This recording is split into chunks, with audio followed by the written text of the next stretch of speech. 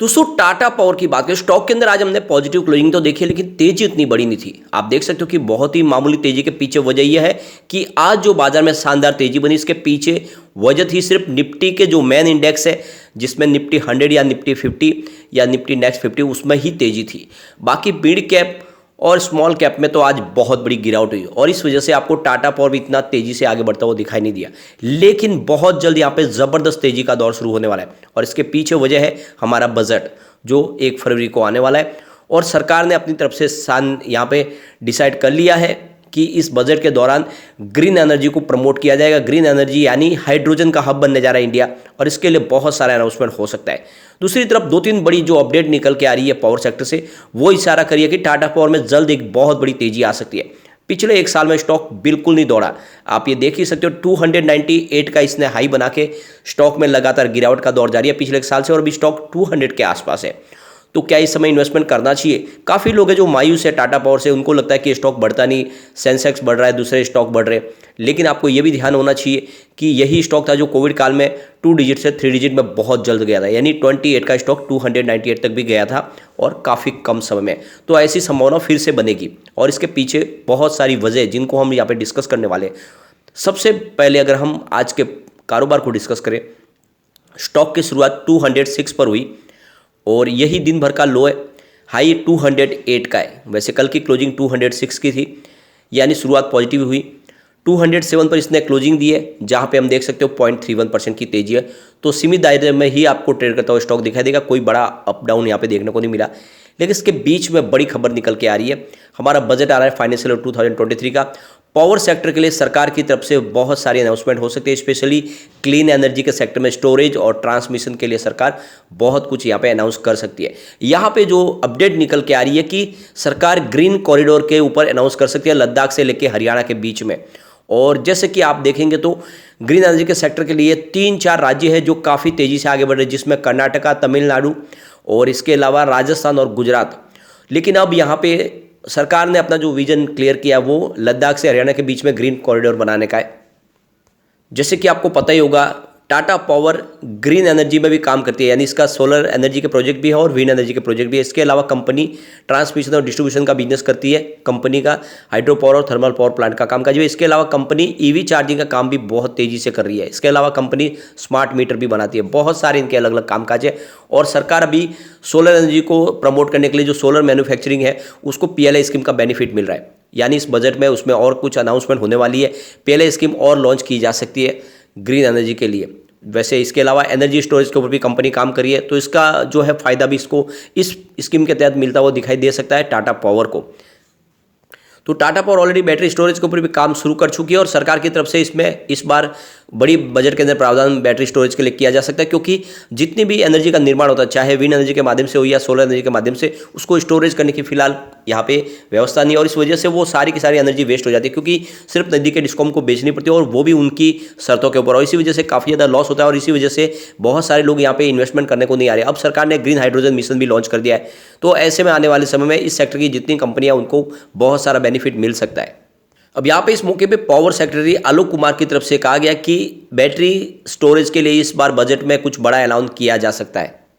अब ये जो ग्रीन कॉरिडोर बनाया जा रहा है ये पैंग लद्दाख से लेके कटियाल हरियाणा तक का होगा। करीब 900 किलोमीटर का ये बड़ा ग्रीन कॉरिडोर बनने वाला है। तो यहाँ पे एटलीस्ट 13 गीगावाट के पावर प्लांट लगाए जाएंगे, जिसमें 10 गीगावाट रिन्यूएबल एनर्जी के जो पार्क होंगे वो लेह में होंगे। इसके अलावा जो 4 गीगावाट के जो होंगे वो विंड एनर्जी सेक्टर के हो सकते हैं। तो इस तरह से यहाँ पे पावर प्लांट होंगे। आलोक कुमार का कहना है कि बैटरी स्टोरेज को बूस्ट देने के लिए करीब 3,500 करोड़ रुपीज़ का यहाँ पे जो अमाउंट है इस बार किया जा सकता है, जिससे 4,000 मेगावाट की कैपेसिटी स्टैब्लिश की जा सकती है।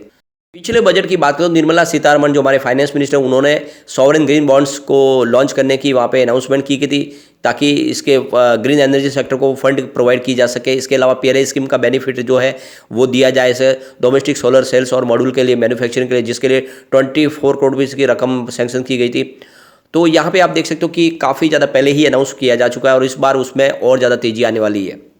तो जिस तरह से हमारे फाइनेंस मिनिस्टर निर्मला सीतारमण ने पिछले बजट में कहा था कि सॉवरेन ग्रीन बॉन्ड जारी किए जाएंगे, तो यहाँ पे 6 जनवरी को ही रिजर्व बैंक ऑफ इंडिया ने सॉवरेन ग्रीन बॉन्ड जारी करने की यहाँ पे अनाउंसमेंट कर दी है, जो 16,000 करोड़ रुपीज़ के होंगे और ये 2 अलग अलग किस्तों में होंगे, 8,000 करोड़ की किस्तों में। और इसके माध्यम से आने वाले 2030 तक 280 गीगावाट की इंस्टॉल कैपेसिटी पाई जा सकती है। दूसरी बड़ी एक अपडेट और है कि सरकार ने अपनी तरफ से ठाना है कि 2030 तक 8 गीगावाट के विंड एनर्जी प्रोजेक्ट हर साल लाए जाएंगे, इसके बिड लाए जाएंगे। और आप समझ सकते हो कि already Tata power green energy में दोनों ही सेक्टर में काम करते हैं, चाहे सोलर पावर हो या विंड पावर हो। तो यहाँ पे सरकार की तरफ से जो ये 8 गीगावाट के बिड्स लाए जा रहे हैं, इसमें टाटा पावर जो बहुत बड़ी कंपनी है इंडिया की, उसको बेनिफिट मिल सकता है। तो सरकार ने जो अपना गोल सेट किया उसमें टाटा पावर के कारोबार में काफ़ी वृद्धि दिखाई दे सकती है। इसके अलावा देखें तो ये जो बजट होगा ये इस बार ग्रीन एनर्जी के नाम पे होने वाला है, क्योंकि सरकार ने अपनी तरफ से जो ग्रीन एनर्जी के लिए जो ग्रीन हाइड्रोजन मिशन लॉन्च किया, बहुत बड़ा मिशन है और यही इंडिया को एक विश्व शक्ति बनाएगा। और इसके लिए जितनी ग्रीन एनर्जी सेक्टर की कंपनियां, उनको प्रमोट करना ही होगा, उनको बहुत सारी सब्सिडी देनी होगी और इसीलिए सरकार इसमें बड़े कदम उठाती हुई दिखाई दे सकती है। इसके अलावा एक बड़ी अपडेट और निकल के आ रही है, जैसे कि आपको पता ही होगा टाटा पावर का कामकाज कोल बेस्ड पावर प्लांट पे भी है। तो यहाँ पे जिस तरह से कोल बेस्ड पावर प्लांट में देखें तो इस बार इलेक्ट्रिसिटी कंजम्पशन बढ़ रहा है, उसको पूरा करने कोल इंपोर्ट और बढ़ाया जा रहा है। और आने वाले समय जैसे कि सीजन जो आएगी, तो ये सर्दी के बाद गर्मी की सीजन आएगी और उसमें कोल की डिमांड और बढ़ने वाली है और इसीलिए कोल इंपोर्ट बढ़ाया जा रहा है। और जिस तरह से ये कैपेसिटी बढ़ रही है उसको पूरा करने के लिए और कोल इंपोर्ट किया जा रहा है। तो जिस तरह से अभी फिलहाल इलेक्ट्रिसिटी कंजम्पशन बढ़ रहा है, उसको पूरा करने के लिए जो ग्रीन एनर्जी के सोर्सेज है वो उसमें काफ़ी ज़्यादा लिमिट है। तो यहाँ पे देख सकते हो उसका मेन मुख्य जरिया फिलहाल अभी कोल बेस्ड पावर प्लांट है और इसमें भी कंपनी का कामकाज काफ़ी अच्छा है, डिस्ट्रीब्यूशन का कामकाज अच्छा है, तो इसको बहुत सारा बेनिफिट मिलने वाला है। और अगर आप देखें तो Q2 का जो रिजल्ट आया था वो काफ़ी शानदार था। हमने देखा कि रिजल्ट के अंदर आंकड़े बहुत ही ज़बरदस्त थे। आप रेवेन्यू देखें तो 14.03 थाउजेंड को भी निकल कर आया था, जहाँ पे 43.02% की हमें ईयर ऑन बेसिस पे बढ़त देखने को मिली थी। नेट इनकम की 819.09 करोड़ के आसपास रही थी, जहाँ पे 94.32% की ईयर ऑन बेसिस पे बढ़त देखने को मिली। और नेट प्रॉफिट मार्जिन की बात करें तो 5.84% के आसपास रहा था, 35.81% की ईयर ऑन बेसिस पे बढ़त देखने को मिली। तो ये तो आप समझ ही सकते हो कि बहुत ही ज़बरदस्त रिजल्ट रहा था Q2 का। और जिस तरह से इलेक्ट्रिसिटी कंजम्पशन बढ़ा है, इस बार Q3 उससे भी शानदार रहने की पूरी संभावना है और उसके बाद में इसमें डेफिनेटली इसकी प्राइस बढ़ती हुई दिखाई देगी। तो इस समय आपको लॉन्ग टर्म का नजरिया लेकर निवेश करना चाहिए, क्योंकि जिस सेक्टर में कंपनी काम करी है उसमें आने वाले समय में एक बहुत बड़ी तेजी की शुरुआत हो सकती है। और ये छोटा सा जो स्टॉक है जिसकी प्राइस फिलहाल 200 के आसपास है, बहुत जल्दी 1000 भी हो सकता है और आने वाले समय इसकी प्राइस और भी बढ़ सकती है। तो नजरिया लॉन्ग टर्म का लेकर ये इन्वेस्टमेंट का मौका है। टाटा पावर में आपको कम से कम 3 से 5 साल का नजरिया लेकर निवेश कर लेना चाहिए। अब एक बार हम इसके पिवट लेवल को चेक कर लेते, तो यहां से अगर गिरावट होती है तो 205.98 का पहला सपोर्ट है, ये सपोर्ट टूटा तो स्टॉक आपको 205.02 तक जाता हुआ दिखाई दे सकता है। और इसमें ज़्यादा गिरावट हुई तो फिर 203.88 का तीसरा सपोर्ट निकल के आएगा।